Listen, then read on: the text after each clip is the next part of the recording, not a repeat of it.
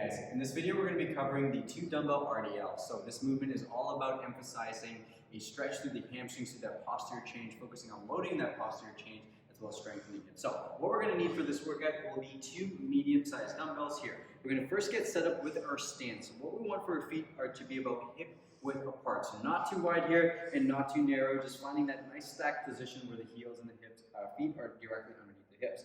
From here, we're going to bring the weights around to the front of the thighs, making sure that the arms are not just being completely pulled forward. We don't want to over-round that back. So getting good tension here, keeping the arms relatively close and directly under the shoulders. From here, to initiate the movement, we're going to create a slight posterior tilt with the hips, and then we're going to focus on pushing those hips back as we slightly push the knees forward to emphasize the stretch of the glutes and hamstrings as we hinge. And then from this position, we're going to focus on driving through the floor, squeezing the hamstrings, squeezing the glutes, trying to tuck the pelvis under as we come up to the top position.